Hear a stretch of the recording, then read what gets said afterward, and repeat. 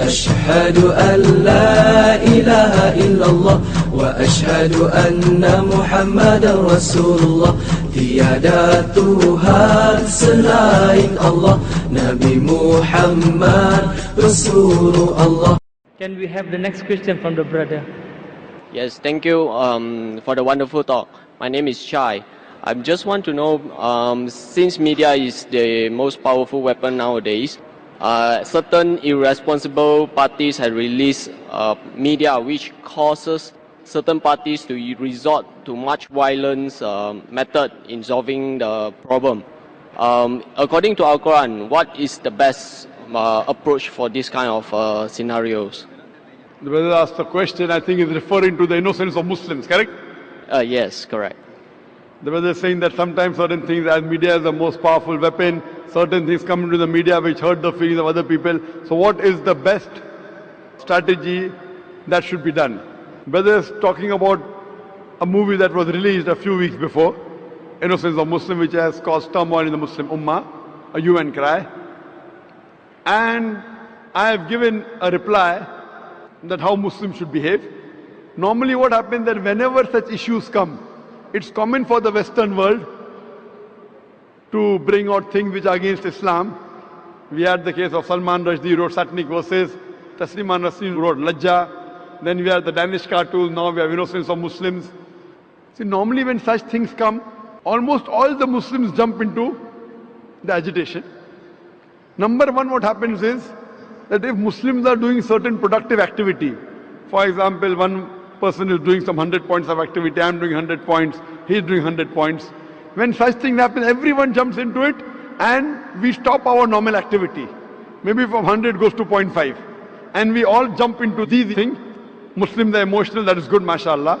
But what happens, the growth of activity stopped. What I suggest, there should be specialized organizations to deal with such issues. How today, the aid of specialization, we have heart specialists, brain specialists, kidney specialists. We should have specialized Muslim organization to deal with these issues so that the other Muslims can continue with their normal routine activity of spreading Islam and not stop the growth.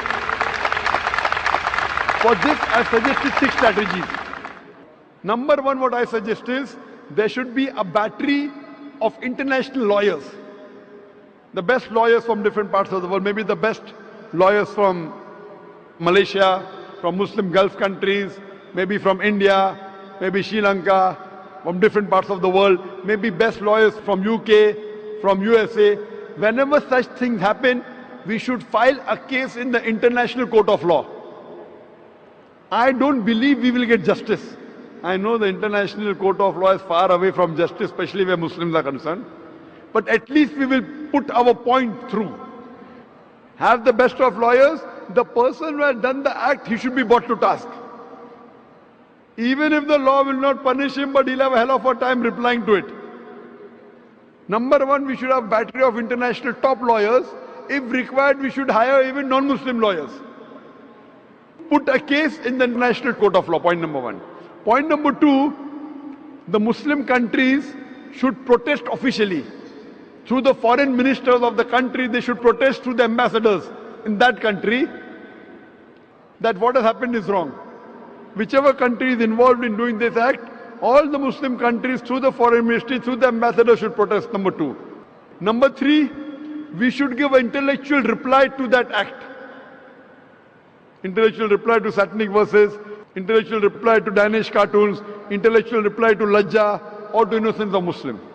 Strategy number 4, if we know the country involved in the act, if we know there is a dealing with the Muslim countries, there should be a ban in importing their products. The best example is during Danish cartoons, Denmark wasn't interested in listening to Muslims. So all the Gulf countries got together and they said, we banned the products of Denmark. They went in a loss of more than $1 billion. Then they wanted to sit across the table. Put a sanction against that country. If you believe in freedom of speech, we believe in freedom of using what we want. It's our wish whether we want to use Danish products or not. The moment there was a sanction against the Danish products, Denmark wanted to talk to the Muslims. This is strategy number 4. Strategy number 5, all the Muslims throughout the world should protest via email, via letters, via fax, protest to the person who's involved, the organization involved, or the country involved. At last, there should be a mass peaceful protest.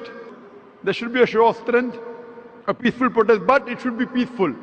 We should not damage the property of another country, should not hurt innocent people, should not indulge in violence. It is prohibited. We should not kill anyone of the same community. As I said earlier, it is haram in Islam. There should be a mass peaceful protest. A show of strength should be there. Millions of people should gather together, but it should be a peaceful march. We should not indulge in violence.